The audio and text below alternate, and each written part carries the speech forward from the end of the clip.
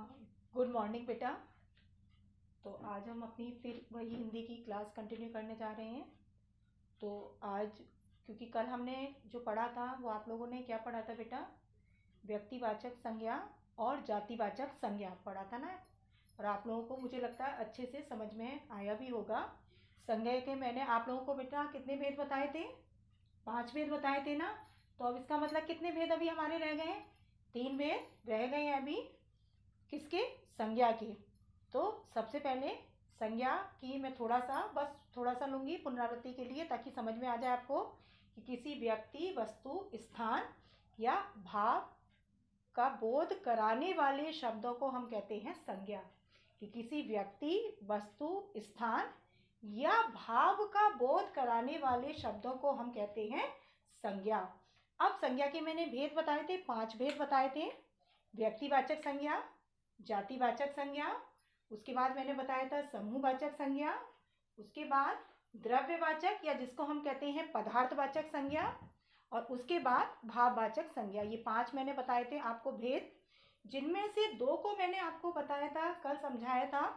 व्यक्तिवाचक संज्ञा का पद परिचय कैसे दिया जाता है और जातिवाचक संज्ञा का पद परिचय कैसे दिया जाता है। और जिसने भी बेटा इसको अच्छे से समझा होगा, व्यक्तिवाचक संज्ञा को और जातिवाचक संज्ञा के पद परिचय को, निश्चित रूप से उसको आगे का समझने में कोई दिक्कत नहीं होगी। क्योंकि आपका जो बचा है समूहवाचक संज्ञा और द्रव्यवाचक संज्ञा और भाववाचक संज्ञा, तीनों का पद परिचय वैसे ही चलना है, केवल इसमें संज्ञा का नाम बदल जाना है और उसके अलावा बिल्कुल वैसा ही चलेगा। अब उसके लिए सबसे पहले बेटा हमें क्या करना होगा कि तीनों का, जैसे हमने व्यक्तिवाचक की समझी थी परिभाषा और किसकी समझी थी, जातिवाचक की, वैसे ही यहाँ पर भी हमें समझना जरूरी हो जाता है, तभी हम पद परिचय कर पाएंगे कि समूहवाचक संज्ञा क्या है। कि समूहवाचक संज्ञा क्या है बेटा? कि जिससे एक पूरे समूह का बोध हो, वो कहलाता है समूहवाचक संज्ञा। कि यानी ऐसा शब्द जो पूरे समूह का बोध कराए, वो कहलाता है समूहवाचक संज्ञा। अब जैसे मैंने बेटा उदाहरण, जैसे हमने कहा बेटा सेना, तो सेना बनी किसी सेना से नहीं, सैनिकों के समूह से क्या बनी? सेना। अब उसके अलावा हमने कहा कक्षा, जैसे आपकी 10वीं कक्षा लेते हैं, तो आपकी कक्षा जो है, चाहे वो ई हो चाहे सी हो, किसी एक बच्चे से नहीं होती कक्षा। कक्षा क्या होती है बेटा? कई बच्चों के समूह से बनती है, वो क्या बनती है? कक्षा। अब उसके अलावा झुंड, झुंड किसी एक का नहीं है, चाहे वो जानवर वगैरह किसी का हो, जब कई जानवरों का वो होगा समूह, वो कहलाएगा झुंड। इसके अलावा परिवार, परिवार जो है वो किसी एक से नहीं बनता व्यक्ति से, उसमें रहने परिवार के जितने लोग हैं, जितने जन हैं, उनसे बनता है परिवार। भीड़ किसी एक से नहीं होती। तो ये सब आते हैं बेटा आपके समूहवाचक संज्ञा में। यानी ऐसा शब्द कि जिससे हमें एक समूह इंगित हो, वो कहलाता है समूहवाचक संज्ञा, जिसको हम इंग्लिश में कहते हैं कलेक्टिव नाउन भी कहते हैं। अब आगे बेटा उसके बाद दूसरा है द्रव्यवाचक संज्ञा या पदार्थवाचक संज्ञा, जिसे इंग्लिश में आप लोग कहते हैं मैटेरियल नाउन। आपने पढ़ा होगा। अब द्रव्यवाचक संज्ञा में क्या है बेटा? पदार्थवाचक संज्ञा में कि जैसे आपके आ जाते हैं सब सोना, चांदी, हीरा, मोती, जितने भी आपके रत्न हैं, धातु हैं, ये सब आ जाती हैं। उसके बाद जितनी भी आपकी फसल है, जैसे आपकी गेहूँ, चावल, जौ, मक्का, मटर, जितनी भी है ये फसल, ये सारी फसल आपकी किसके अंतर्गत आ जाती हैं? वो सब आती हैं आपकी द्रव्यवाचक या पदार्थवाचक। इसके अलावा और क्या आता है बेटा? इसके अलावा इसमें आता है पानी, घी, तेल, जितने लिक्विड पदार्थ भी हैं, क्योंकि इसको हम पदार्थवाचक भी बोलते हैं ना, द्रव्यवाचक या पदार्थवाचक। तो जितना है घी, तेल, पानी, जितना भी ये सब है, ये सब आपका किस में आता है? द्रव्यवाचक या पदार्थवाचक में। अब उसके बाद आपका बचा भाववाचक। भाव से इंगित है, जो हमारे भाव, मन के भाव है, जैसे खटास है, मिठास है, बुढ़ापा है, बचपन है, जवानी है, मधुरता, सुंदरता, ये जितने भी हैं ये गुण जो अपने अंदर के भाव, वो हमारे कहलाते हैं भाववाचक संज्ञा, जिसको हम कहते हैं एब्स्ट्रैक्ट नाउन भी कहते हैं। तो फिर से बेटा समझ लें, क्योंकि आज हमें इन तीनों का पद परिचय करना है।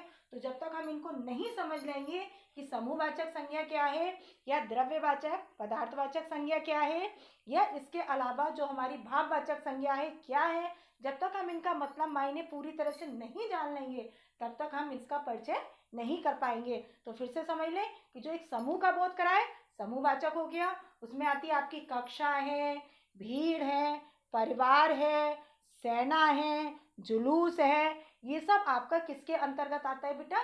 समूहवाचक संज्ञा के अंतर्गत। अब आपका द्रव्यवाचक या पदार्थवाचक, जिसको हम कहते हैं मटेरियल नाउन, उसके अंतर्गत आपका क्या आएगा बेटा? जितने भी आपके रत्न हैं, सोना, चांदी, हीरा, मोती, जवाहरात, पन्ना, जितने भी हैं आपके रत्न, है ना, वो सब आपके किसके अंतर्गत आएंगे बेटा? आपके आएंगे द्रव्यवाचक या पदार्थवाचक। इसके अलावा जितनी भी फसल है, गेहूं, चावल, जौ, मक्का, बाजरा, मटर, ये सब आपकी किसके अंतर्गत आएगी? द्रव्यवाचक या पदार्थवाचक। इसके अलावा पानी है, घी, तेल, ये सब आपका आएगा द्रव्यवाचक या पदार्थवाचक के अंतर्गत। अब आगे बेटा आपका भाववाचक, मैंने आपको बताया नाम से ही स्पष्ट है, भाववाचक यानी जो हमारे क्या करे, भाव को इंगित करे, वो कहलाती है भाववाचक संज्ञा। यानी ऐसा शब्द जो हमारे भाव को इंगित करे वो कहलाता है भाववाचक संज्ञा। उसके अंतर्गत बेटा क्या आता है आपका, कि जैसे है बुढ़ापा है, जवानी है, बचपन है ना, तो ये सारा आपका किसके अंदर अंतर्गत आएगा? खटास, मिठास, जो कुछ अंदर का भाव, मधुरता, कोमलता, सरसता, ये जितने भी आपके भाव हैं, है ना, परिश्रम का, ये सब आपका किसके अंतर्गत आएगा? भाववाचक संज्ञा के अंतर्गत, यानी एब्स्ट्रैक्ट नाउन। तो ये हो गए बेटा आपके तीनों। अब हम शुरू करेंगे बेटा अपना पद परिचय, और जिसने अच्छे से समझे होंगे, पहले मैंने आपको बताया था व्यक्तिवाचक संज्ञा का पद परिचय और जातिवाचक संज्ञा का पद परिचय, आपका बिल्कुल उसी आधार पर चलना है। हमको ये बात याद रखनी है कि इसके अंतर्गत हम बेटा क्या क्या रखना है, जो मैं आपको पहले बता दे रही हूँ कि आधार आपका कौन सा रहेगा पद परिचय देने का। जैसे मैंने आपको पहले भी बताया था कि सबसे पहले संज्ञा का भेद, हमें ये याद रखना है कि हमें पहले बताना है संज्ञा का भेद। उसके बाद हमें क्या बताना है? लिंग बताना है कि स्त्रीलिंग है या पुल्लिंग है या उभयलिंग है। उसके बाद हमें बताना है वचन, वचन में हमें क्या बताना है कि एक वचन है या बहुवचन, क्योंकि हिंदी में दो ही होते हैं, जैसे इंग्लिश में सिंगुलर प्लूरल, वैसे ही हिंदी में होता है एक वचन और बहुवचन। तो हमें वचन बताना है, इसमें एक वचन है कि बहुवचन है। अब उसके अलावा आपको कारक बताना है। कारक मैंने बेटा आपको बताया था, कर्ता ने कर्म को करण से संप्रदान के लिए, अपादान से संबंध का, की, के, रारी, रे, अधिकरण में, पर। तो ये आपके कारक चिन्ह हो गए बेटा, या विभक्ति चिन्ह भी जिसे हम कहते हैं। उसके बाद आ गया आपका कि क्रिया से संबंध, क्रिया से संबंध। अब यही है बेटा आपका, इसको दिमाग में बैठाए रखेंगे आप लोग, तो पद परिचय अच्छे से देते चले जाएंगे। आज क्योंकि हमें पहले करते हैं शुरू समूहवाचक संज्ञा, समूहवाचक संज्ञा। अब समूहवाचक संज्ञा का हम लेते हैं बेटा पहला उदाहरण। पहला उदाहरण हमारा क्या है बेटा कि समूहवाचक में, कि हम ये ले सकते हैं, कक्षा का ही ले सकते हैं कि मेरी कक्षा में 41 बच्चे हैं। मेरी 10वीं जोड़ लो आप, 10वीं कक्षा में 41 बच्चे हैं। अब यहाँ कक्षा में अंडरलाइन करके आया, तो कक्षा का आप क्या देंगे, पद परिचय कैसे देंगे? पहले आप डालेंगे कक्षा में, ये आप अंडरलाइन कर लिया आपने। अब कक्षा में जब आपका अंडरलाइन हो गया तो आप कैसे देंगे? सबसे पहले कि संज्ञा, संज्ञा में कौन सी हो गई आपकी? कक्षा, क्योंकि मैंने आपको बताया था कक्षा किसी एक बच्चे से नहीं होती, तो आपकी क्या हो गई? समूहवाचक, क्योंकि समूह को इंगित कर रही है। तो दूसरा आप क्या लगाएंगे? समूहवाचक।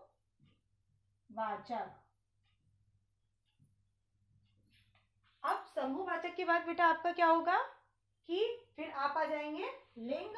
लिंग कौन सा है? कक्षा होती है, कक्षा चलती है, चलाई जाती है कक्षा, तो कक्षा आपकी क्या हो गई? स्त्रीलिंग। तो लिंग में आपका क्या हो गया? स्त्रीलिंग।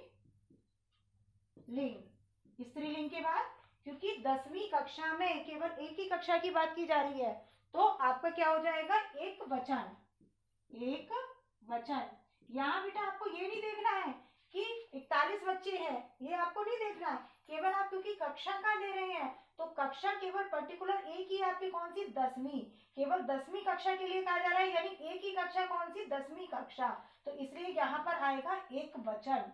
एक वचन के बाद कारक जो होगा बेटा, कर्ता ने कर्म को करण से संप्रदान के लिए अपादान से संबंध काकी के रारी रे अधिकरण में पर, तो आपका कारक बेटा कौन सा हो जाएगा, कारक यानी अधिकरण कारक, तो आप डालेंगे अधिकरण, अधिकरण कारक। अब बेटा कक्षा में के बाद क्या है, 41 बच्चे, यानी इसका संबंध इससे नहीं है, हमारी इसमें क्रिया क्या है, हमारी क्रिया क्या है इसमें है, तो यहाँ कक्षा का सीधा संबंध किससे नहीं है, क्रिया से, तो आप लिखेंगे क्रिया से, क्रिया से सीधा संबंध ना होना, और यहाँ पर आप लगा देंगे विराम चिन्ह। बिल्कुल वैसे ही बेटा जैसा आपको कल बताया गया था, व्यक्तिवाचक संज्ञा और जातिवाचक, बिल्कुल वही आधार है, उसी आधार पर केवल आपका क्या बदला है बेटा, इसमें केवल संज्ञा का नाम, वहां आप दे रहे थे व्यक्तिवाचक संज्ञा और जातिवाचक, यहाँ पर आपका केवल संज्ञा बदल गई, कौन सी, यानी समूहवाचक संज्ञा। अब आगे बेटा नेक्स्ट है कि परिवार की सुरक्षा के लिए हमें लॉकडाउन का पालन करना ही होगा। परिवार जो कि आज कल का बिल्कुल समय का ही है बेटा, कि परिवार की सुरक्षा के लिए हमें लॉकडाउन का पालन करना ही होगा। अब यहाँ पर क्या है बेटा, परिवार की, ये आपकी क्या है, कलेक्टिव नाउन यानी समूहवाचक, तो आपका बेटा परिवार की, तो उसका लिखेंगे आप, पहले लिखा परिवार की, और आप लोग कर रहे हैं ना बेटा परिवार की सुरक्षा के लिए लॉकडाउन जो बनाया गया है मोदी जी का, हमारे प्रधानमंत्री का, तो उसका फॉलो कर रहे हैं कि नहीं कर रहे हैं फॉलो, तो परिवार की अंडरलाइन है, कर लिया आपने उसको, ये है रेखांकित शब्द, इसका पद परिचय देना है, तो आपका रेखांकित शब्द है परिवार की, तो यहाँ पे आपने लिखा परिवार की, फिर आगे आपने डैश करके इसका पद परिचय की संज्ञा, संज्ञा में आपकी कौन सी होगी बेटा, समूहवाचक, समूहवाचक, समूहवाचक के बाद फिर वही बेटा आ जाओ अपना लिंग, लिंग कौन सा आपका परिवार होता है, बनता है, तो आपका क्या हो गया, पुल्लिंग, पुल्लिंग। परिवार एक वचन, क्योंकि परिवार की सुरक्षा के लिए हमें, यानी अपने परिवार की सुरक्षा के लिए, यानी एक परिवार की बात हो रही है, तो आपका क्या होगा, एक वचन, एक वचन। उसके बाद बेटा कि आपका कारक चिन्ह परिवार की, का की के किसमें आता है, संबंध कारक में, कर्ता ने कर्म को करण से संप्रदान के लिए अपादान से संबंध का की के, तो की आपका किसमें आएगा, संबंध में, तो आपका कारक चिन्ह क्या हो गया, संबंध कारक। उसके बाद क्योंकि लॉकडाउन का पालन करना ही होगा सुरक्षा के लिए, तो यानी ये आपका जो होगा क्या है, क्रिया, तो क्रिया का सीधा संबंध किससे नहीं है, कर्ता से, यानी ये कर्ता, ये हो गई आपकी क्रिया, तो आप डाल सकते हो कि क्रिया से सीधा संबंध ना होना, क्रिया से सीधा संबंध ना होना, और फिर क्या कर दिया आपने, विराम चिन्ह, तो ये हो गया आपका किसका हो गया, परिवार की। आगे नेक्स्ट उदाहरण,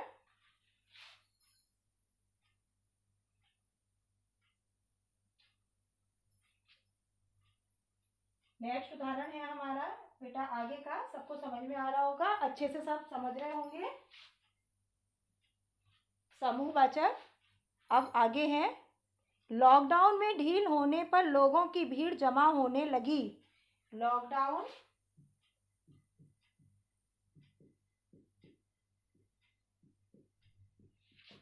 ढील होने पर लोगों की भीड़ जमा होने लगी। अब यहाँ पर बेटा भीड़ अंडरलाइन करके आया है, भीड़ का पद परिचय देना है। और आप लोग जो करते हैं, लेकिन ऐसा नहीं करना है। यदि लॉकडाउन ढील मिलती भी है तो जो भी नियम बनाए गए हैं उनका पालन करना ही होगा आपको। तो बेटा यहाँ पर आपको भीड़ का पद परिचय देना है। भीड़ ये हुआ आपका। अब इसको डैश किया आपने। सबसे पहले क्या हो गया? भीड़ संज्ञा। संज्ञा में कौन सी हो गई आपकी? समूह वाचक। भीड़ लगती है, लगाई जाती है, तो आपका क्या हो गया? स्त्रीलिंग। स्त्री लिंग हो गया। और आपका भीड़ एक वचन के अंतर्गत।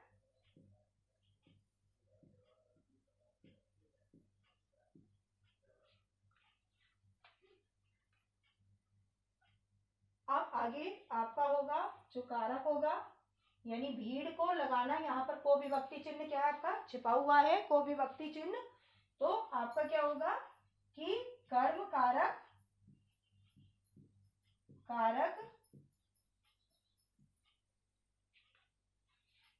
आगे क्रिया से सीधा संबंध, यानी भीड़ क्या होने लगती है? जमा होने लगती है, यानी क्रिया से इसका क्या हो गया? सीधा संबंध। तो आप क्या लिखेंगे? क्रिया से, क्रिया यानी जमा होने लगती है, ये आपकी क्रिया है। और इसका सीधा संबंध किसका हो गया? भीड़ का। जमा होने लगी, ये पूरी आपकी क्या है बेटा? क्रिया। जमा है आपकी मुख्य, होने लगी क्या है? आपकी सहायक क्रिया। यानी ये है आपकी मेन वर्ब और ये क्या है? होने लगी आपकी हेल्पिंग वर्ब। तो आपका क्या है? क्रिया से सीधा संबंध होना। क्रिया से सीधा संबंध होना। और यहाँ पे आपने लगा दिया विराम चिन्ह। आगे बेटा कि नेक्स्ट आपका पद परिचय, ये तो हुआ बेटा समूहवाचक का। और आप एक्सरसाइज सॉल्व करते रहो अपना, इसी तरीके से मैं देती रहूंगी आपको एक्सरसाइज, तो आप लोग सॉल्व भी करते रहो। अब आगे का है बेटा कि आगे आपका क्या है, जो मैं लूंगी द्रव्यवाचक या पदार्थवाचक। कि द्रव्यवाचक और पदार्थवाचक क्या है? संज्ञा, जिसमें मैंने बताया था आपको द्रव्य या पदार्थ, जितने भी हमारे द्रव्य पदार्थ हैं वो सब इसके अंतर्गत आते हैं। अब उसको मैं उदाहरण से स्पष्ट कर रही हूं। यह पहलवान प्रतिदिन 2 लीटर दूध पीता है। यह पहलवान प्रतिदिन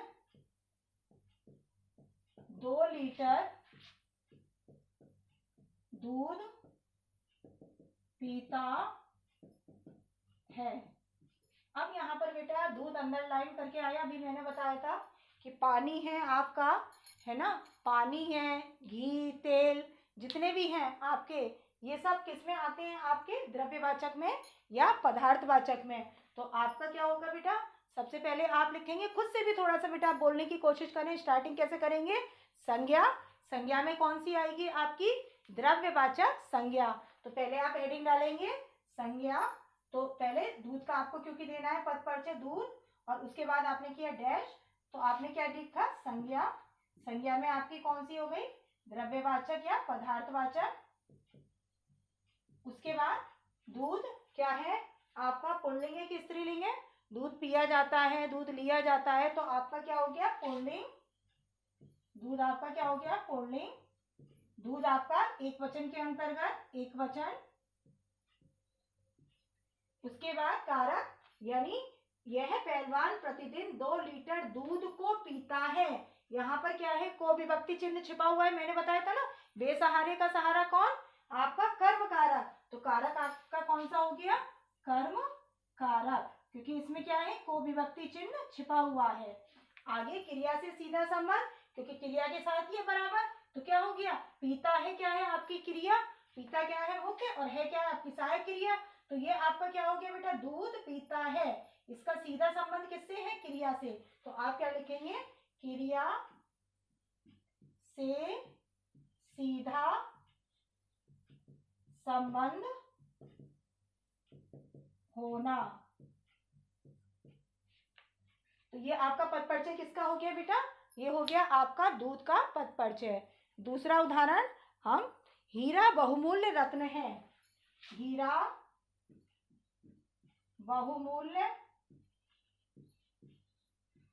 रत्न है। हीरा बहुमूल्य रत्न है। अब बेटा हीरा अंडरलाइन करके आए। हीरा मैंने बताया था सोना चांदी हीरा जवाहरात जितने भी रत्न ये सब आपके किस में आएंगे? वो आपके आएंगे मेटीरियल नाउन यानी द्रव्यवाचक या पदार्थवाचक में। तो यहाँ पर आपने क्या किया? सबसे पहले लिखा हीरा, हीरा के बाद संज्ञा, संज्ञा में कौन सी संज्ञा है? द्रव्यवाचक या पदार्थवाचक। उसके बाद हीरा रत्न होता है, बनाया जाता है इससे, तो हीरा क्या हो गया आपका? पुल्लिंग, क्योंकि हीरा एक तो क्या है आपका? एक वचन, एक वचन। अब एक वचन के बाद क्या है बेटा?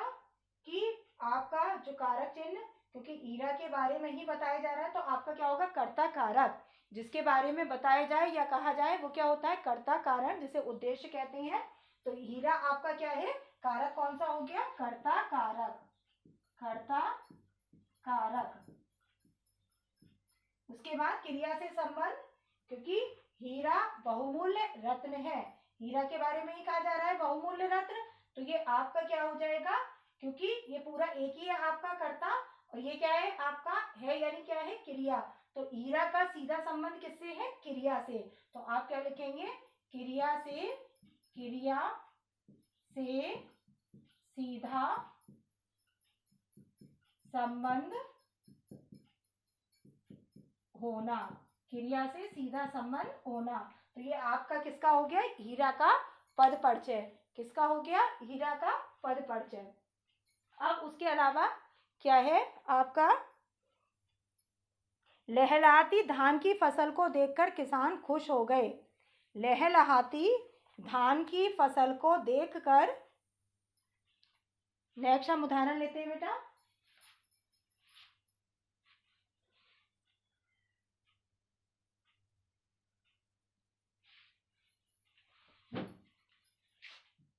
लहलहाती धान की फसल को देखकर किसान खुश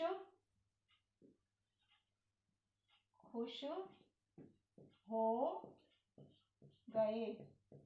अब यहाँ पर बेटा धान की अंडरलाइन करके आया है, तो यहाँ पर धान की का आप जब पद परिचय देंगे तो कैसे करके देंगे? धान की पद परिचय, उसका पद परिचय कि धान की, सबसे पहले आपने लिखा धान की, उसको डैश करके क्या हुआ? संज्ञा, संज्ञा के बाद फिर आपका संज्ञा कौन सी हो गई? क्योंकि मैंने बताया था कि जितनी भी फसल, धान किसको कहते हैं? धान की फसल,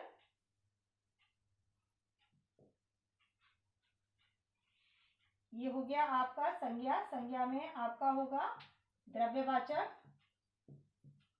जितनी भी फसल है मैंने आपको बताया था, चावल के लिए धान की पैदावार यानी चावल तो संज्ञा है। गेहूं, चावल, जौ, मटर, मक्का, बाजरा मैंने सब बताया था द्रव्यवाचक में आता है। तो धान की यानी चावल, तो ये आपका क्या है? द्रव्यवाचक में आ गया आपका। उसके बाद आप क्या डालेंगे इसमें? धान की खेती होती है, पैदावार की जाती है, यानी हमारा हो गया स्त्रीलिंग, स्त्रीलिंग। इसी आधार पर बेटा आपको लिंग पहचानना है ऐसे ही करके। और वचन क्या है? क्योंकि धान की एक है तो आपका क्या हो गया? एक वचन। उसके बाद धान की, का, की, के, वो आपका किस में आता है? संबंध कारक में। तो आप क्या डालेंगे? संबंध, संबंध कारक। संबंध कारक के बाद क्या आ गया? क्रिया से सीधा संबंध। धान की फसल को देखकर किसान, तो बेटा खुश हो गए, ये आपकी क्या है? खुश हो गए क्रिया। लेकिन यहाँ पर जो है इसका, इसके बाद क्या है, इतना सब कुछ आ रहा है, आपका कर्म सब आ रहा है। तो यहाँ पर आपका क्या होगा बेटा कि क्रिया से जो संबंध पूछा जा रहा है, यानी क्रिया से सीधा संबंध ना होना, तो आप क्या डालोगे, क्रिया से सीधा संबंध ना होना। ये हो गया बेटा आपका द्रव्यवाचक या पदार्थवाचक। और मैंने तीनों के अभी एक एक उदाहरण लिए हैं। तो बेटा ये हो गया धानकी का, आपका पद परिचय धानकी का। और बेटा यदि आपको देखने में दिक्कत हो रही है तो थोड़ा सा आप देख लें, ध्यान से देख लें, इसको जरा अच्छे से देख लें बेटा, क्योंकि अब आगे मैं शुरू कर रही हूँ जो तीसरा, क्योंकि द्रव्यवाचक और तीनों के बेटा मैंने एक एक उदाहरण ले लिया, क्योंकि उसमें मैंने बताया था दूध, पानी, ये सब आता है आपका, जितने भी लिक्विड है, तो मैंने एक उसका उदाहरण दे दिया आपको। उसके अलावा मैंने रत्न का बताया था, तो मैंने आपको उसका भी उदाहरण दे दिया। एक मैंने फसल का था, तो फसल का भी दे दिया। यानी तीनों के मैंने उदाहरण देकर आपको स्पष्ट कर दिया है। तो आप लोग अच्छे से देख लें बेटा, इसको समझ लें। क्यों? अब मैं शुरू कर रही हूँ, वो आपका नेक्स्ट शुरू कर रही हूँ, जो कि आपकी लास्ट कौन सी है, भाववाचक संज्ञा। तो अब हम आते हैं भाववाचक संज्ञा। और भाववाचक संज्ञा का भी बेटा पद परिचय वैसे रहेगा, जिसने ये समझ लिया, मैंने बोला ना आपसे, जिसने व्यक्तिवाचक और जातिवाचक संज्ञा को अच्छे से समझा, उसको पूरा कुछ अच्छे से समझ में आता जाएगा। तो अब हमारी कौन सी है बेटा, भाववाचक संज्ञा। भाववाचक संज्ञा, भाववाचक संज्ञा। अब भाववाचक संज्ञा मैंने बताया था, मन के भाव, बुढ़ापा, बचपन, जवानी, ये सब आपका किस में आता है, भाववाचक संज्ञा में। तो अब हम उदाहरण ले रहे हैं बेटा कि ईमानदारी अनमोल गुण है। पहला उदाहरण, ईमानदारी, ईमानदारी अनमोल गुण है। अब इसका पद परिचय बेटा ईमानदारी का देना है आपको।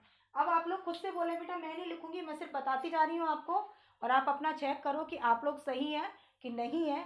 सबसे पहले आप क्या लिखेंगे, क्योंकि अभी तक मैंने जितने हैं लिख लिख कर आपको बताए हैं। अब आप ध्यान दीजिएगा कि आप खुद से बोल पा रहे हैं कि नहीं, कितना समझे आप। तो सबसे पहले ईमानदारी हमारी हो गई संज्ञा। संज्ञा में हमारी कौन सी संज्ञा हुई, भाववाचक, क्योंकि ईमानदारी अंदर का भाव है, ईमानदारी हमारे अपने अंदर की है। तो ये ईमानदारी आपकी कौन सी हो गई, भाववाचक संज्ञा। तो पहले संज्ञा, संज्ञा में हो गया आपका भाववाचक संज्ञा।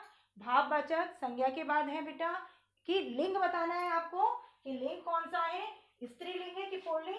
ईमानदारी होती है, की जाती है, तो ईमानदारी आपकी क्या हो गई, स्त्रीलिंग। और वचन में एक वचन, क्योंकि ईमानदारी एक ही है, तो क्या हो गई, ईमानदारी एक वचन में हो गई।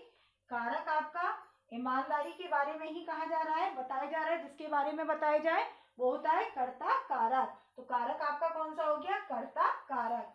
क्रिया से संबंध, अनमोल गुण है, केवल ईमानदारी है बेटा, है इसमें क्या है, क्रिया, और अनमोल गुण ये पूरा एक साथ है, इसी का ही है ईमानदारी के लिए, तो ये कर्म नहीं है कुछ भी।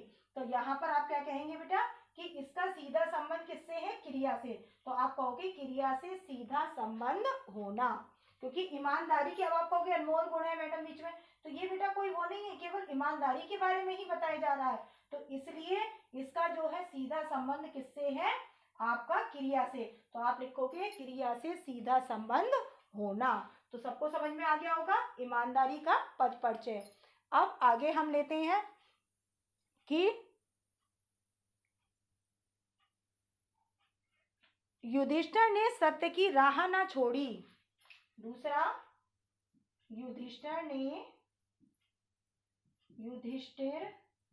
ने सत्य की राह ना छोड़ी। यहाँ पर सत्य की आया आपका बेटा, ये आपका क्या है, भाववाचक, यानी अपने अंदर का भाव है सत्य की। तो यहाँ पर बेटा कि युधिष्ठिर ने सत्य की राह ना छोड़ी, तो सबसे पहले संज्ञा, संज्ञा में आपका कौन सा संज्ञा होगा बेटा, आपका द्रव्यवाचक कि भाववाचक, अंदर का भाव है ना सत्य, तो आपकी कौन सा होगा, भाववाचक संज्ञा। उसके बाद कि सत्य बोला जाता है, लिंग में आएगा बोला जाता है, हम बोलते हैं, तो सत्य क्या होगा आपका पुल्लिंग। उसके बाद आपका वचन में, क्योंकि सत्य एक ही है तो क्या है आपका एक वचन, क्योंकि सत्य के बारे में ही बताया जा रहा है, एक के बारे में ही, तो आपका क्या हो गया एक वचन। अब एक वचन के बाद कारक, का की के आपका किस में आता है संबंध कारक में, तो आपका कारक क्या कहलाएगा, कौन सा कारक हो गया संबंध कारक। और उसके बाद आपने किसके आएगा क्रिया से सीधा संबंध, तो रहा को ना छोड़ना, ये आपका क्या है बीच में ये हुआ है रहाना, तो इसका सीधा संबंध किससे नहीं है क्रिया से, तो आप क्या लिखोगे कि क्रिया से सीधा संबंध ना होना, क्योंकि बीच में क्या है ये रहाना, तो यहाँ पर क्रिया से सीधा संबंध ना होना किसका सत्य की, तो आप लास्ट में क्या डालोगे क्रिया से सीधा संबंध ना होना, और उसके बाद आप क्या लगाओगे विराम चिन्ह। आगे बेटा कि मैं नैनीताल की सुंदरता पर मोहित हो गया, मैं नैनीताल की